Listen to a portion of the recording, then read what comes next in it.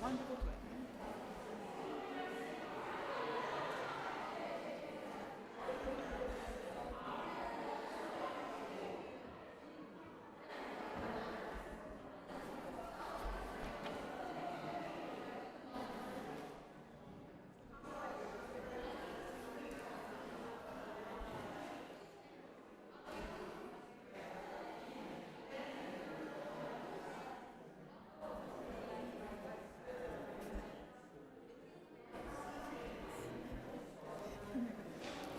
ジェニフォーがこれビデオを見せて、その後 after that Glenda is here to explain slide presentation. Welcome Glenda.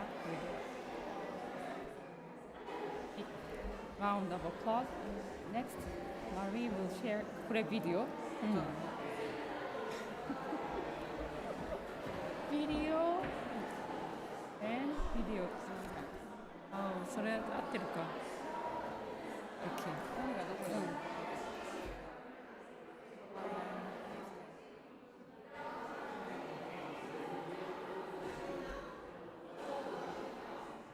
マガリとまだ下で何かやってるのかな。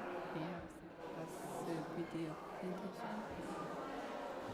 れ特に何も、全部スティーブがやってくれるから何もしなくていいよ。2人でちょっと喋ってみようか。どういう距離で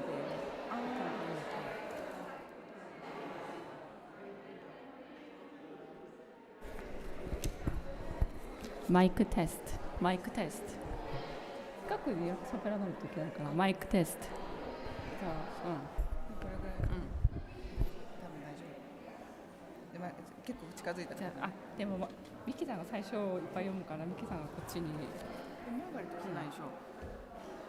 マガリと来ないよ。You're ready? マガリとはいない。やっぱり聞いてみようか。マガリと。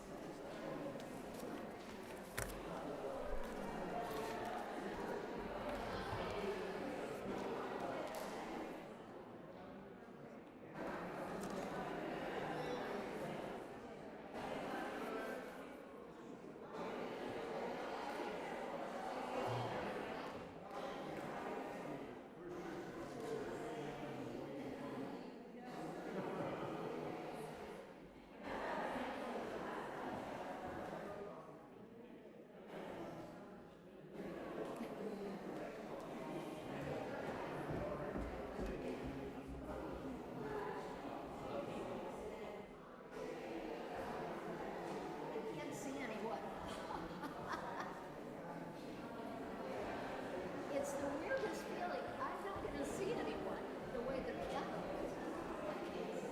Do you want me to turn it a bit? Yeah, it would be great.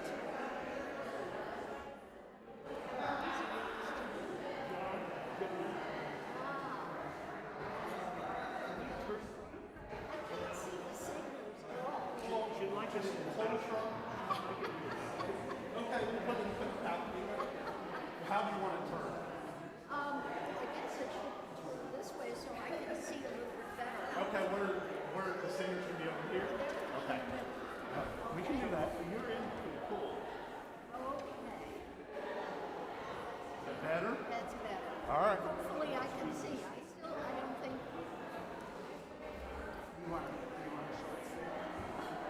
I want to see the signals. Oh, there you go.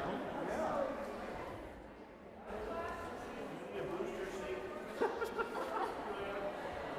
Get you a high chair. Yes, that's what I mean. What is it?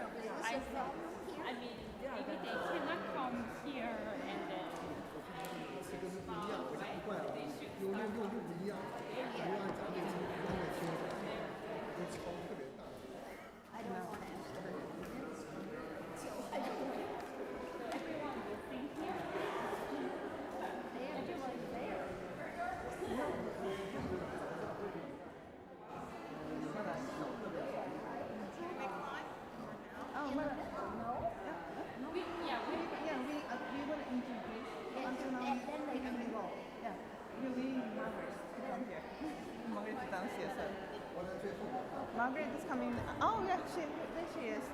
Okay. Yeah, speaking. How about here? Okay. Okay.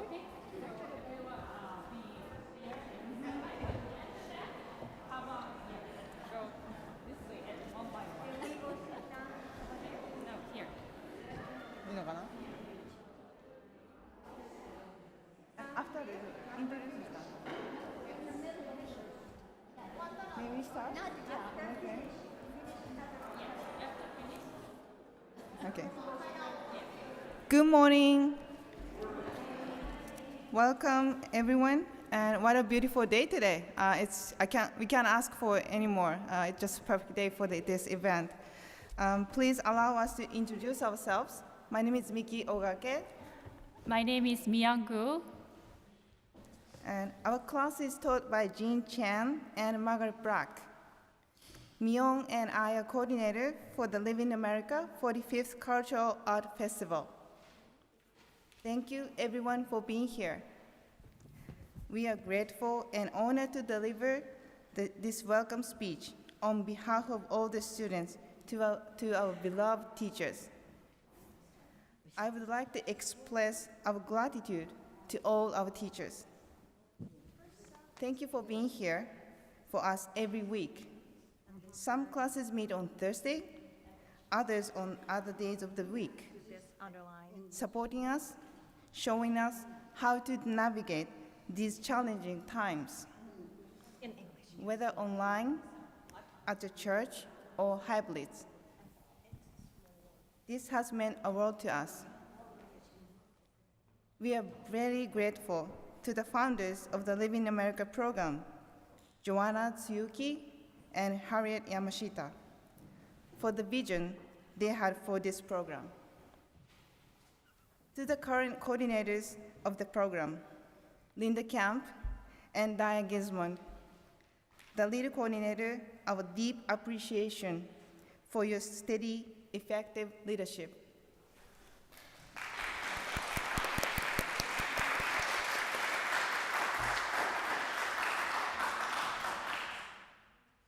My love and respect for Jean Chan, who has been Living America's legislator and ESL teacher for the last 40 years. A remarkable achievement, and we are grateful for her dedicated commitment.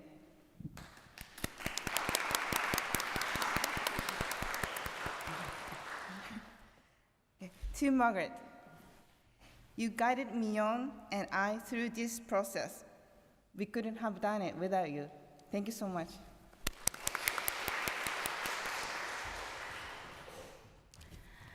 Let me share what the Living in America means to me. Why did I show up every Thursday morning for 3 years? That is because I could learn a lot from you, teachers and students. I found the genuine pleasures of learning. I gained a lot of positive energy from all of you. At the beginning, the reason why I came here was to learn and improve my English. But after all, I truly realized that English was just a tool which enables me to connect to a wonderful community and learn different cultures, and made it possible for me to communicate with so many amazing people.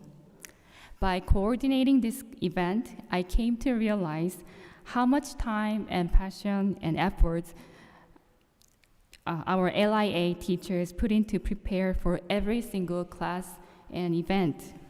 Dear teachers, thank you for teaching us about American culture as well as how to improve our English. The Cultural Arts Festival is very special since we can share our own country's story with you. Please sit back and relax. We are here today to learn from each other and understand our differences. Let's enjoy today's program.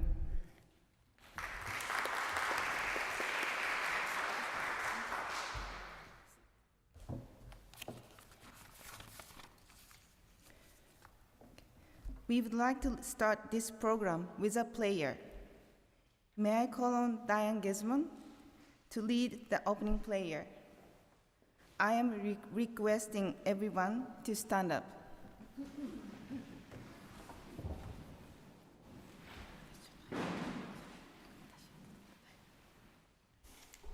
Good morning. I am Diane Gismond, one of the Living in America volunteer teachers. After 2 years of not being able to join together in person, I am thrilled to see so many of you here this morning. And a big welcome to all of those who are joining us on YouTube this morning. Technology has made it possible for us all to stay connected to those of you living outside of this area. This morning's program is being recorded and will be available afterwards, so do share the YouTube link, the same link you signed on with this morning, with all of your friends. Let us formally begin the program in prayer. Dear Lord, we thank you for this wonderful opportunity to be together on this beautiful morning. Thank you for all the volunteer teachers who over the 46 years of living in America have given of their time, energy, devotion, and talents which make this program possible. Thank you for the international adults who continue to join us. May they make lasting friendships here and become comfortable living in this culture. Thank you especially for today when they share elements of their culture with everyone. In Christ's name we pray, amen. Thank you, Diane. You may now take your seats. This year, there are performances from the 4 in-house classes and 3 performances from the virtual classes. This is a hybrid style type presentation. I believe it is first for the Cultural Arts Festival. And now, I'd like to introduce the first presentation from Diane, Renee, Juliet's class. Their class focuses on conversation and grammar. Today, they will sing a well-known song, It's a Small World, in English, Chinese, Japanese, and Russian. Followed by the song, Lu Wang will do Tai Chi demonstration. Let's give them a big round of applause.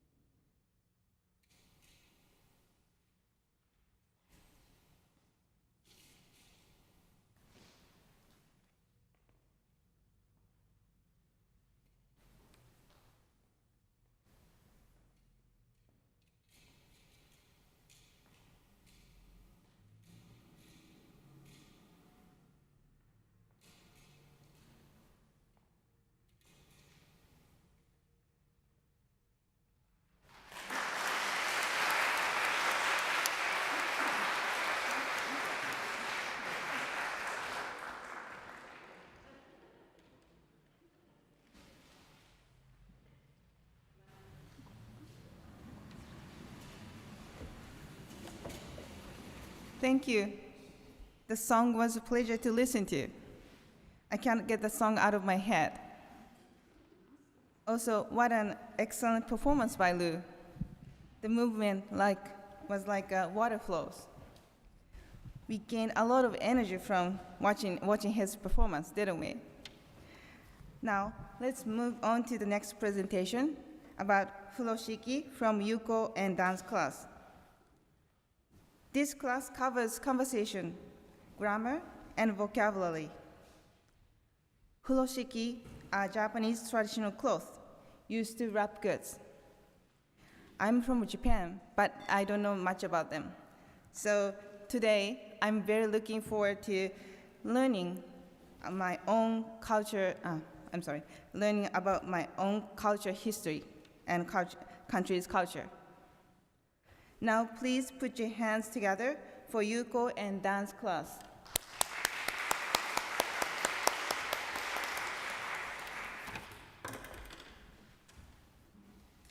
Hi, thank you for asking me out for a walk today. Hi, how have you been? I've been well, thank you. The cherry blossoms are so beautiful today, aren't they? Hey, why don't we have lunch enjoying the view? I actually brought my lunch a bento. This is mine. That's it? I'm American. What do you expect? Look at this. This is mine.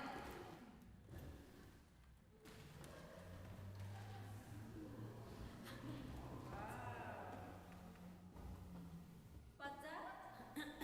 How? Bandana? No, it's called furoshiki, the Japanese wrapping cloth.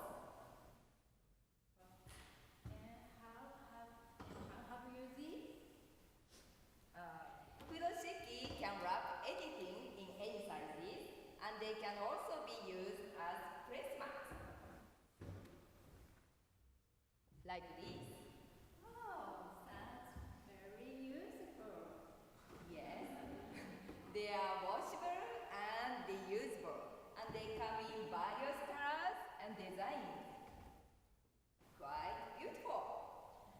Oh, so you mean they are flexible, washable, and reusable, and basically environmental friendly.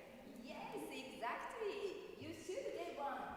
Okay, let's go shopping right now. Yeah, here we go. Hey, Wayne, I'm very hungry. Let's eat fast. Wait. No, I can wait. Go. Let's go. Let's go. Wait!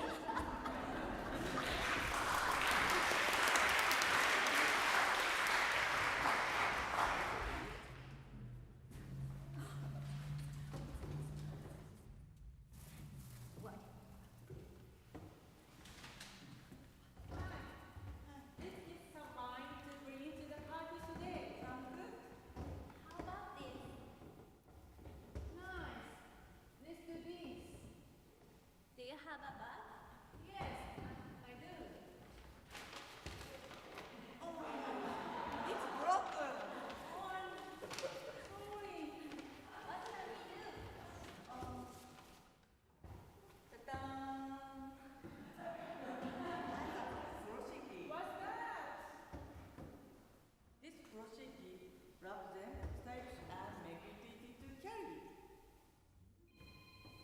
Wow, that's amazing. How do you use it? I know. I'll show you. You wrap them like this. Make a triangle and roll it like this. Like this.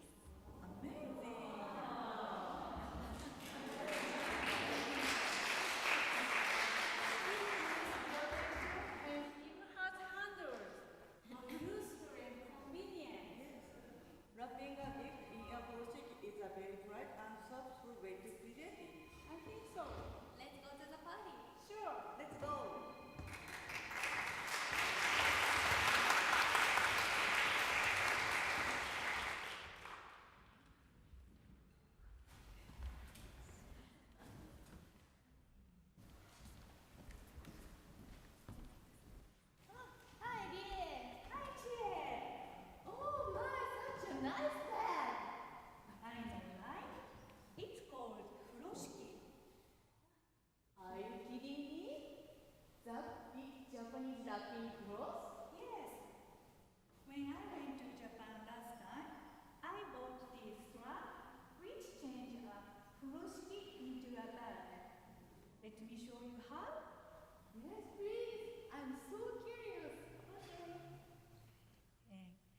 Take off this part here. The other side too. This is that strap. And untie a knot. The other side too. Cross-stitch. Oh! It's easier cross-stitching. I told you. I can change the style according to my mood. Let me show you another one. Yes, please. Let me see.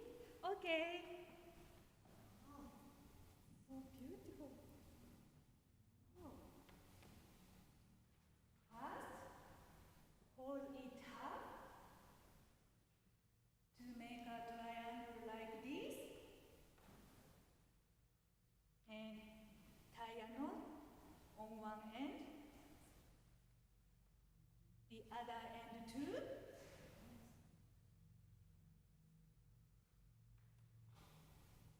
And turn inside out, like this. Attach this strap to one side, the other side too.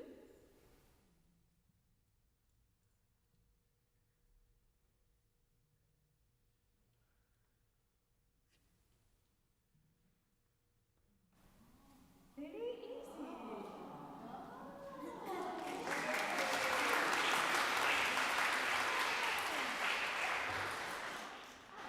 It's ready now. I have food. What about you? Don't worry. I got this.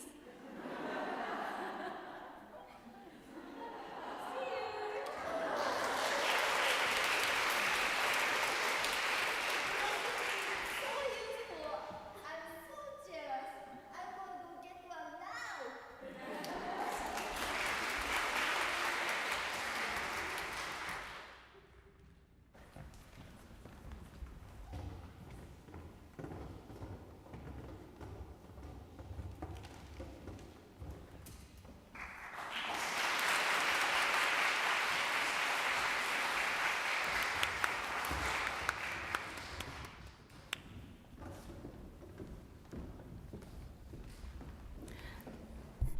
That was very amazing.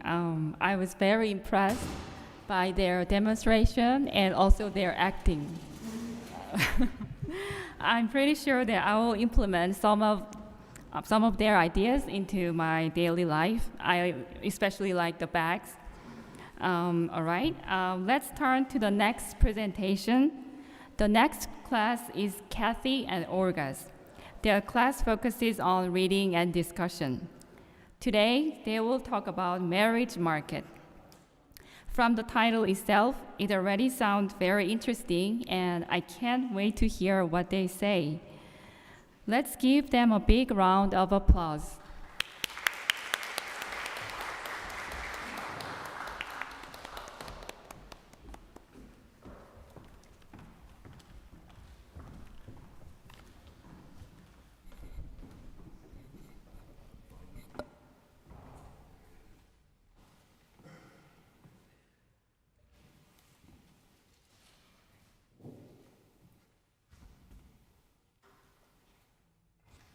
Okay, good morning, everybody. Our class today is going to introduce the marriage market and marriage custom. Because this year we are reading this book by Adam Wharton, the House of Mirth, and this heroine of this book is a young lady, beautiful young lady, who lost his parents at age 18. And doesn't have that much money, has to navigate the marriage market by her own. So this book resonates us and roused the curiosity about the girl's life and the marriage market in different countries. So our class is mainly from Asia. So from the Asia country. So we would like to introduce the marriage custom and Taiwan and China, and the marriage market in Japan. This is the first page. The first picture is a traditional impression of the matchmaker. What is a matchmaker?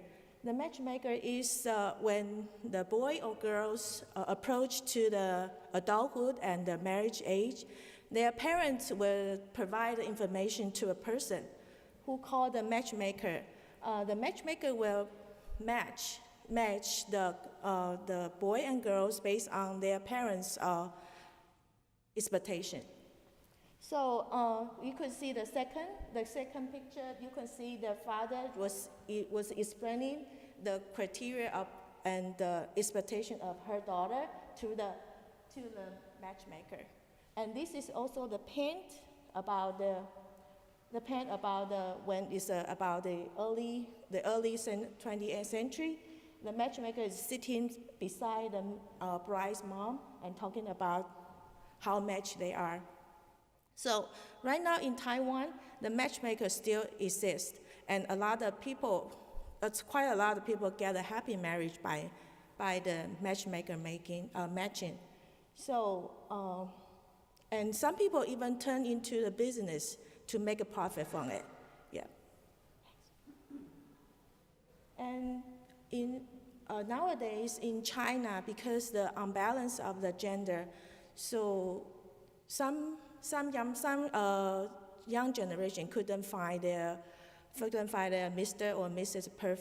Perfect at the 20s or early 30s. So their parents are so desperate. So they will gather into the park and make posters with all the criteria that their children have, including the job, the salary, and the house, the number of the houses they have. So, so you can see from the picture. So next. And here I would like to also introduce the interesting Chinese marriage custom. It's from the ancient China, and it lasts for quite a long period of times.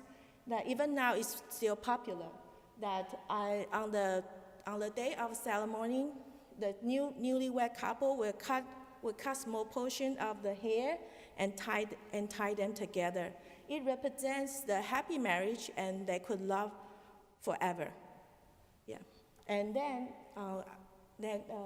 introduce the Japanese marriage market. Thank you, Sophie.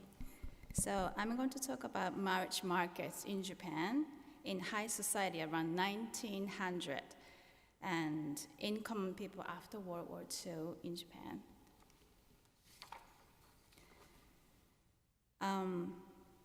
At the end of the 19th century, a school for daughters of the peerage was established.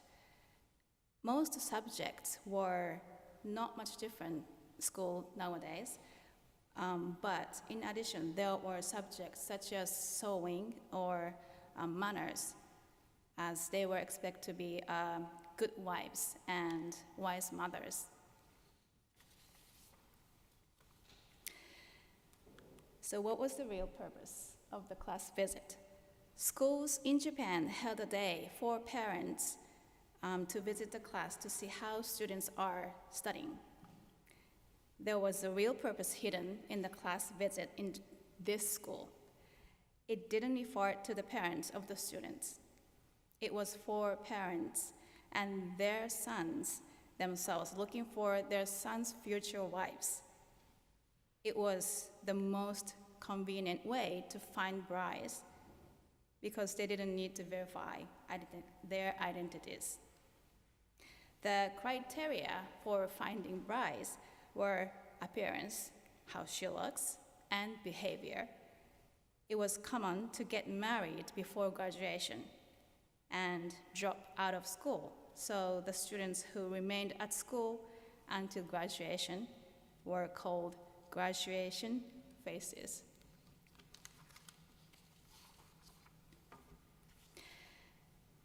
So the arranged marriage was standard among the common people for 300 years. After World War II, which is 1945, Japanese values and systems started to change. The way of thinking about marriage also became westernized. But still, arranged marriage was the mainstream. And arranged marriage began with exchanging nice pictures and resumes of men and women, young women. And when both of them agreed to meet, a matchmaker, mainly family, friends, or relatives, arranged their first meeting, which was usually accompanied by their parents at the fine restaurants or hotel. The couple would meet over a period of time and then make a decision to marry or not. So this is a chart of the changes in the love and arranged marriages ratio. And the orange dot line indicates arranged marriage, and the blue line indicates the love marriage. Arranged marriages decreased little by little, as you can see, and love marriages began to increase. In the mid-1960s, love marriages exceeded arranged marriages and then increased more and more. In 1986, the Equal Employment of Men and Women Act came into force in Japan. Then more women began to work and have more opportunity to meet men and choose her own life. Since around 1990, because of the declining arranged marriages, matchmaking business has flourished. And these are online dating services presented through mobile phones, apps in Japan.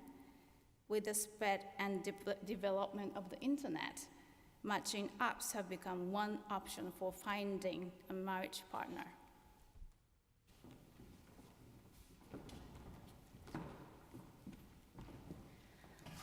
A traditional Japanese wedding ceremony is usually held at Shinto shrine and is performed by Shinto priests. The bride and groom wear Japanese wedding kimono. The bride wears a kimono called uchikake and a headdress called tsunokakshi. Nowadays, Japanese couples often have wedding ceremonies in Christian church by a minister or priest. It's not necessary that the bride and groom believe in the Christian faith.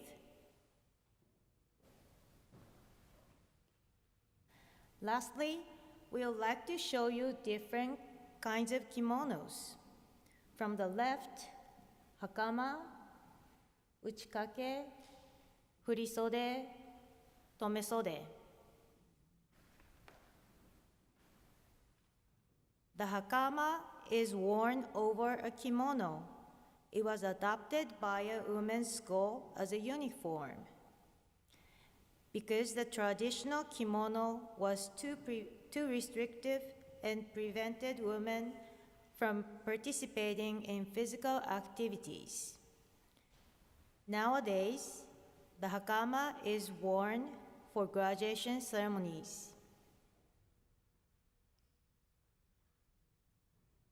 This white headdress is called tsunokakshi. It is especially worn by brides in Shinto wedding ceremonies. Since around 1900, it has been widely used by brides. The literal translation of tsunokakshi is horn hiding, because tsuno or horns stands for jealousy, ego, and selfishness. Hiding tsuno shows the bride's resolve to become a gentle and obedient wife.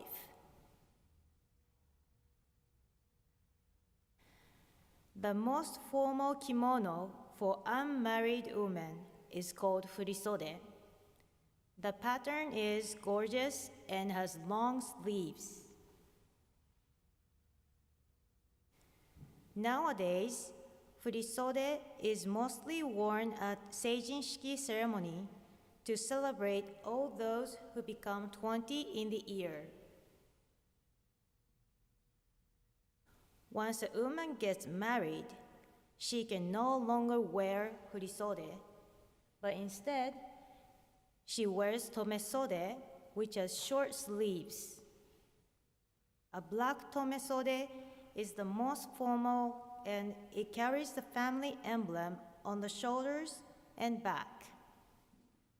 As you can see, the picture on the left, the lengths of the sleeves are different.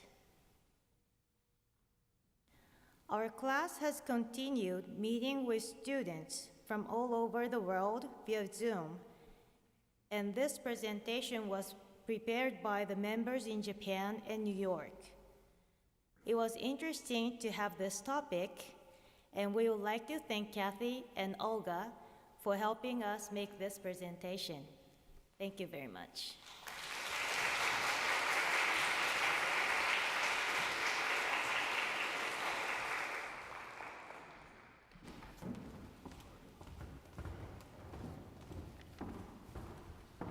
Thank you. It was great. What an interesting topic. I'm sure we all had chances to compare with your own country's marriage trend. Now, let's move on to our next presenting class, Helen and John's class. This class meets online for conversation and vocabulary.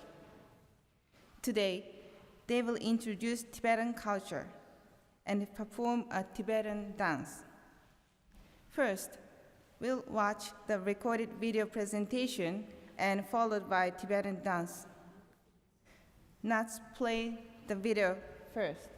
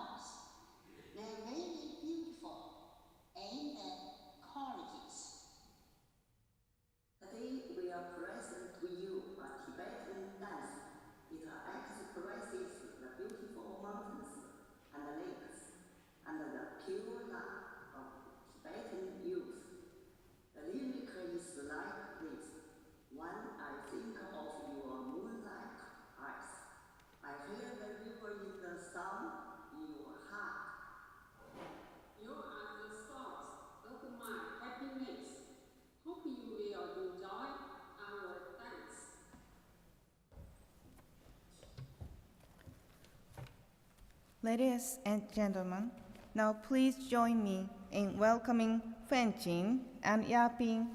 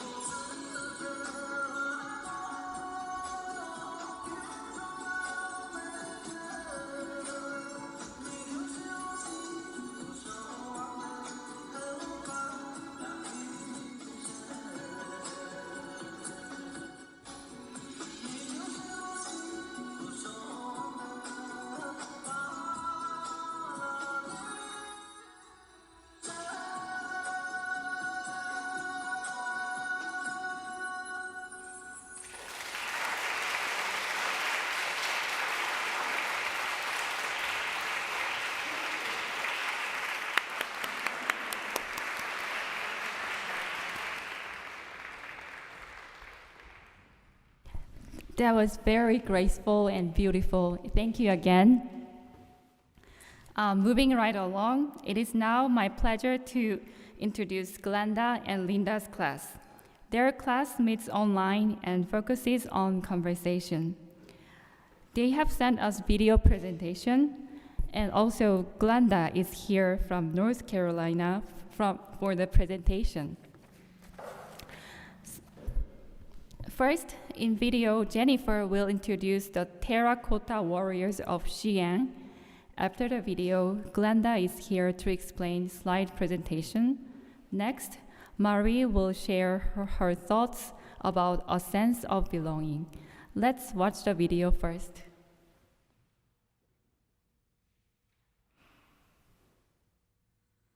Hello everybody, my name is Jennifer. I'm from China. Thanks for letting me talk about our culture. Today I want to talk about the terracotta warriors. The terracotta warriors and horses pitch are the burial place of Emperor Qin Shi Huang's mausoleum. This steep, wild, beautiful area is located in Xi'an city of China.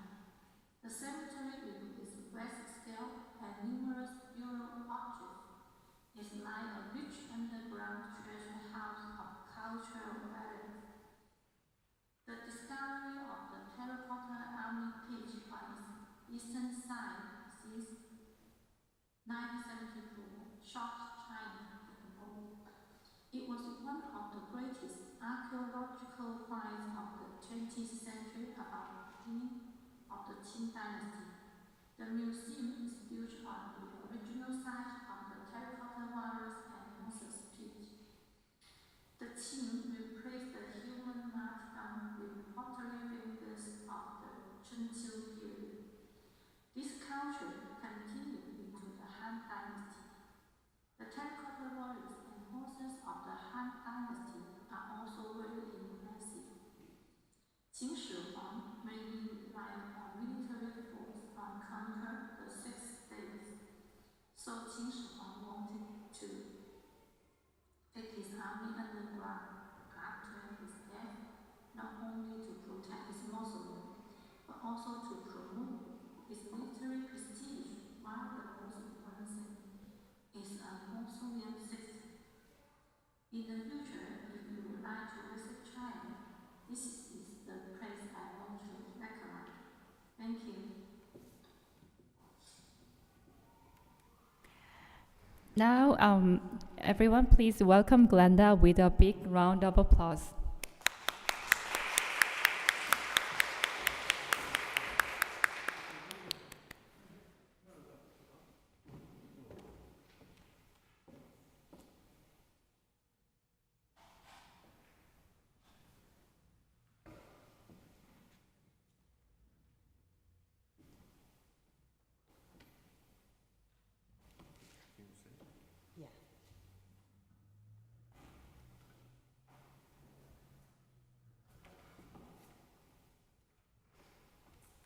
Hi.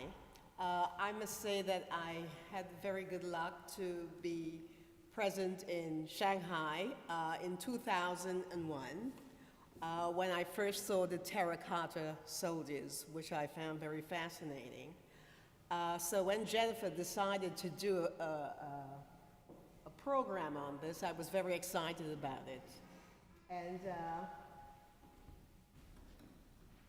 this was discovered in 1974 by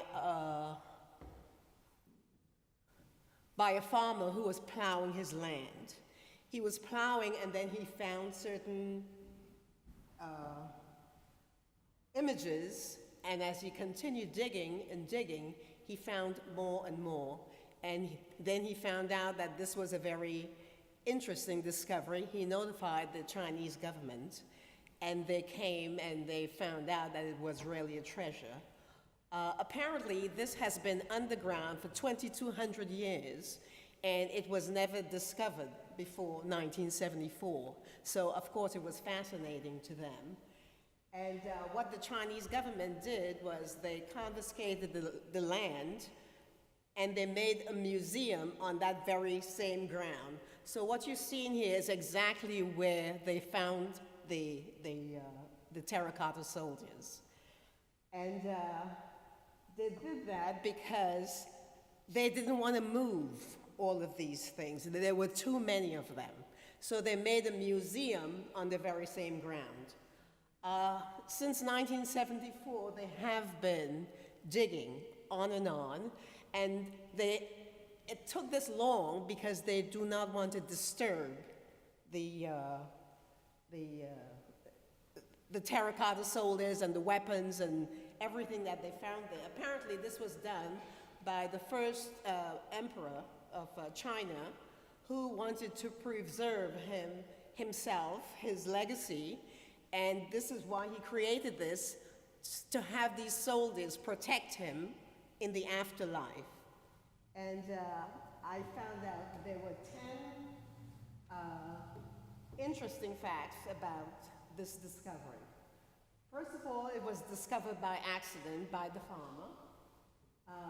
Secondly, there were no historical recordings of this existing. For 2,200 years, no one knew it was there. The scale of the discovery is immense. Like I said, right now, maybe almost a mile of discovery, and they continue digging because they have no idea how much more there will be.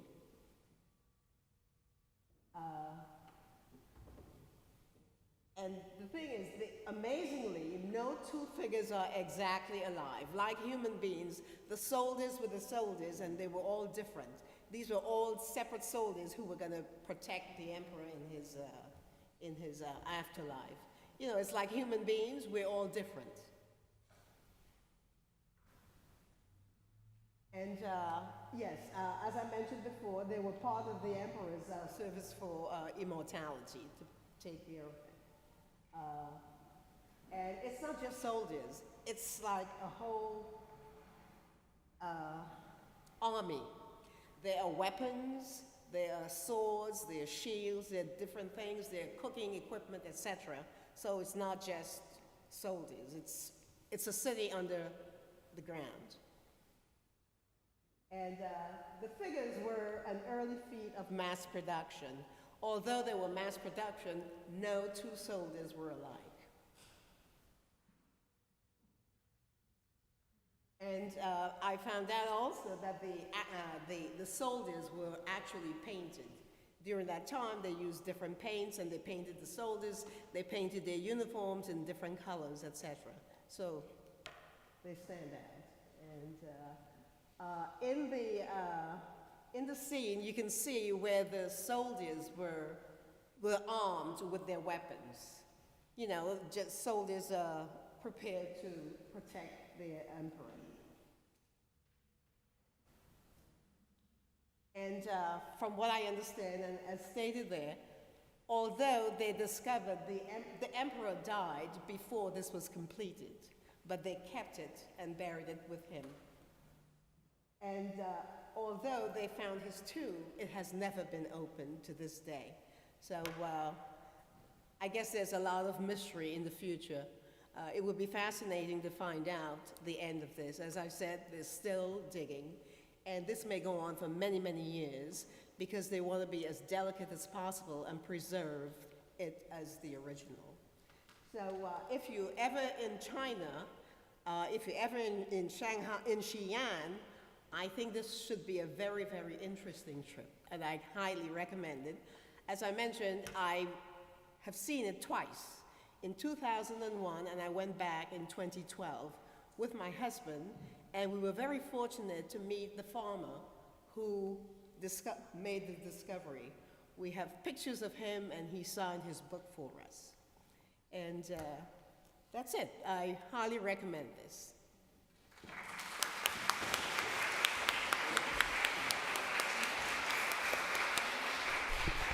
Thank you, Glenda, for coming. And next, Marie from Glenda's class will talk about a sense of belonging. Let's watch the video.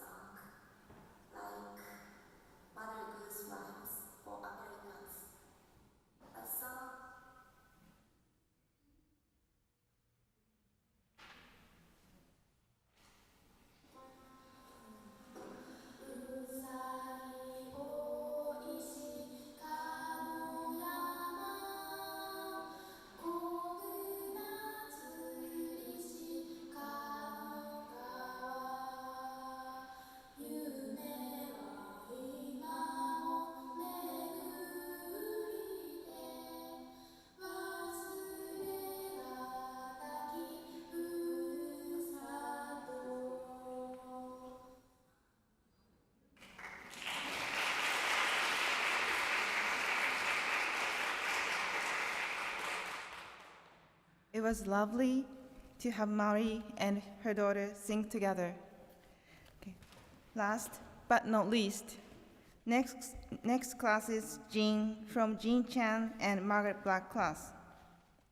This class covers conversation, reading and discussing magazine and newspaper articles, and much more. Today, they will share what lunch boxes look like in China, Japan, South Korea, and Taiwan. From their presentation, you will be amazed to learn about the uniqueness, culture, and even history from these small lunch boxes. Please welcome Lina from Japan, Fiona from China, Sichuan from Taiwan, and Myung from South Korea.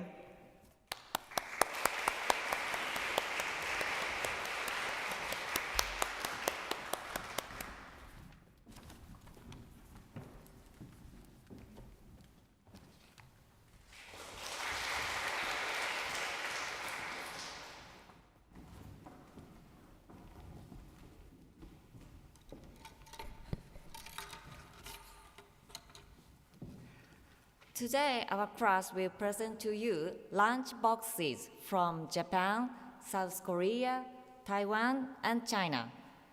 I will introduce Japanese lunch boxes. The Japanese bento is a precise art. The lunch box is devised so that when you open it, you can enjoy its looks and taste. The Japanese people are particular when packing a lunch box. It is not only beautiful in appearance, but they are also careful not to mix dishes with different seasonings. The Japanese eat bento daily at school and office and on some special occasions. For example, Hanami bento is prepared for cherry blossom viewing picnics.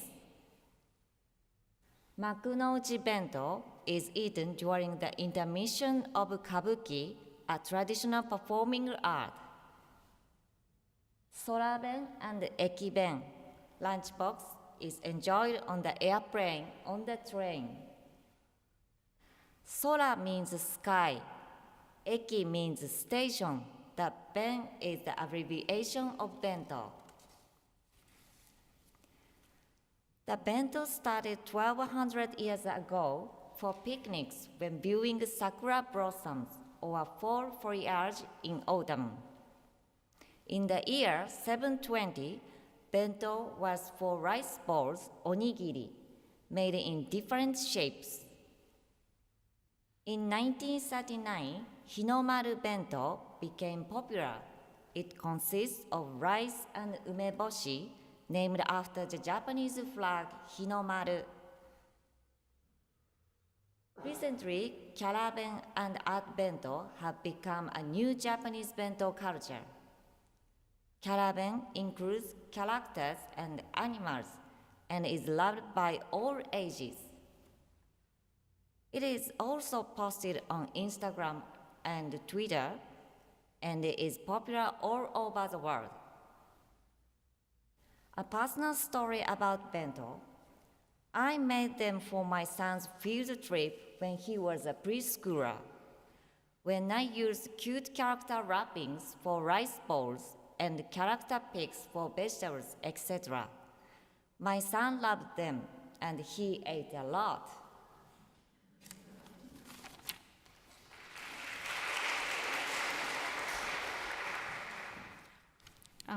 In South Korea, lunchbox is called doshirak. It is packed with rice and side dishes called banchan.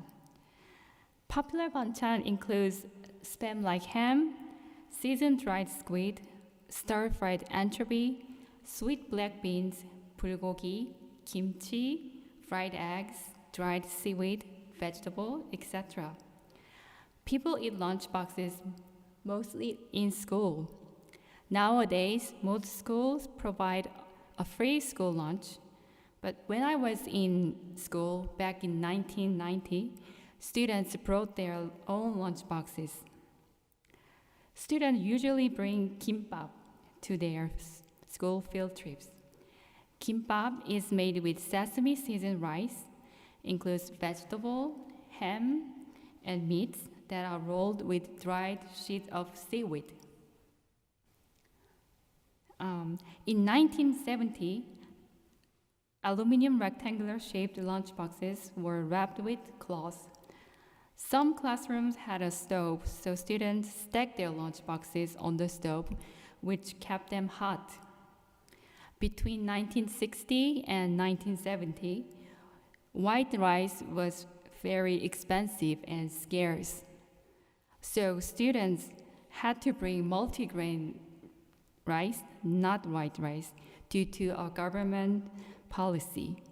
Teachers checked students' lunchboxes. In 1980, South Korea economy grew dramatically, so there was no need to check lunchboxes. In 1990, the thermal lunchbox became popular. Winter is very cold, and most Korean food, such as soup and curry, tastes better when it's warm. I like to share my personal story.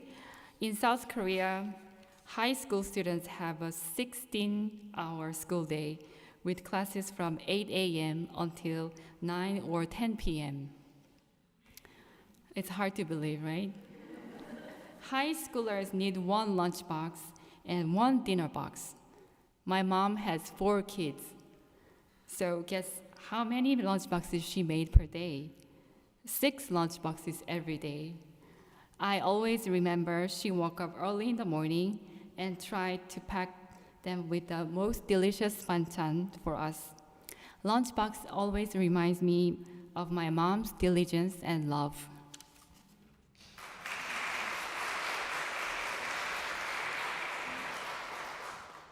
Taiwan's lunchbox includes 1 or 2 main dishes with 2 to 3 side dishes, meat or seafood for the main dish, and vegetables for the side dishes.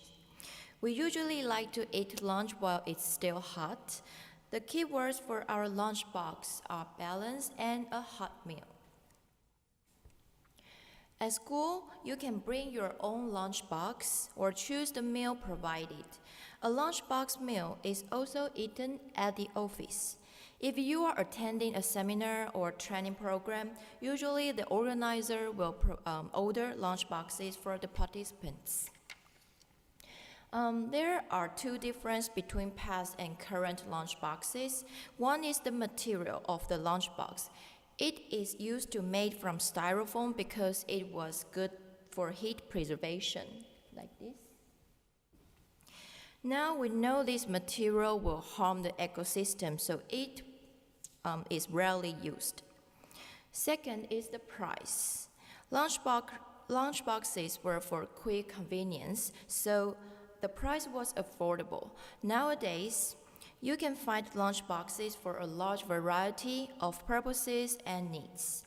Therefore, there is a wider price range and, of course, higher than before. The next is my personal story.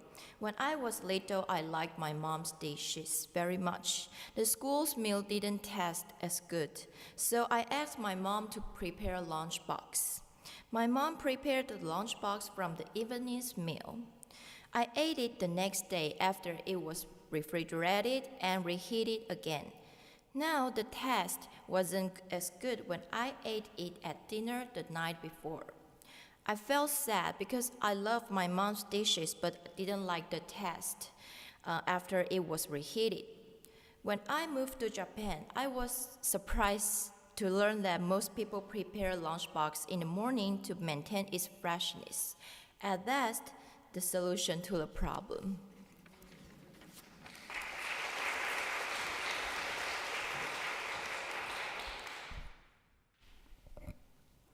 The Chinese like to eat hot meals. In the early days, 2 aluminum boxes were prepared. The bigger box contained uncooked rice and water. The smaller box had pickles and tofu or some vegetables.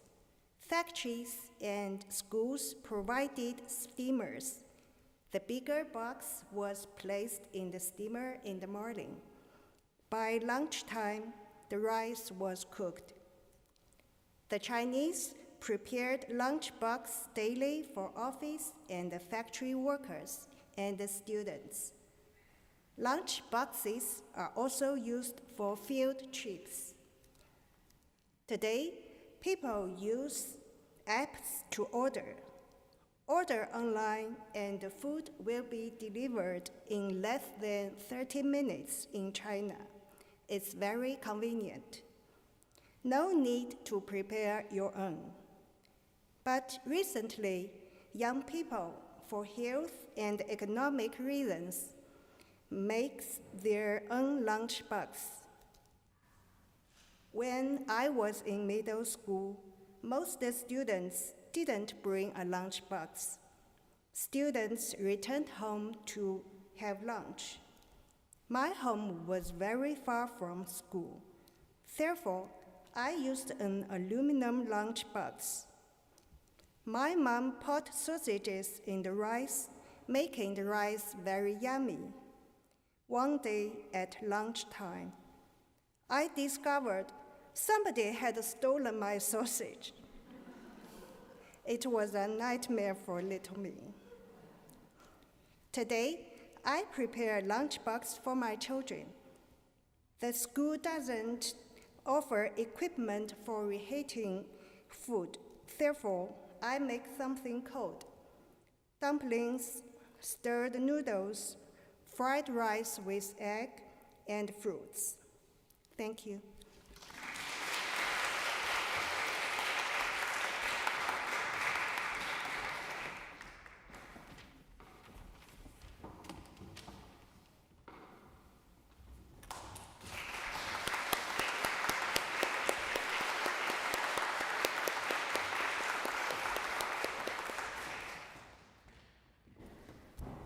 Thank you. We have certainly learned a lot about each other's culture in such a short time and discovered some similarities and differences. I especially liked the personal story parts. And that was our final presentation. We thank all of you for taking time out of your busy schedule to be here today, and for all those who generously helped to make this event come together. A very special thank you to Dan Smith and Steve Taylor for their technical support, which helped this event go smoothly. Your expertise will widen the Live in America audience by live streaming our performances on YouTube. We couldn't have done it without you, so thank you so much for both of you. Thank you.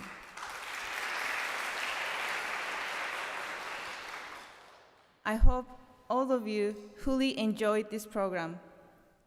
Now, we invite you to join us downstairs in the Lower Children's House to sample some delicacies from our home countries.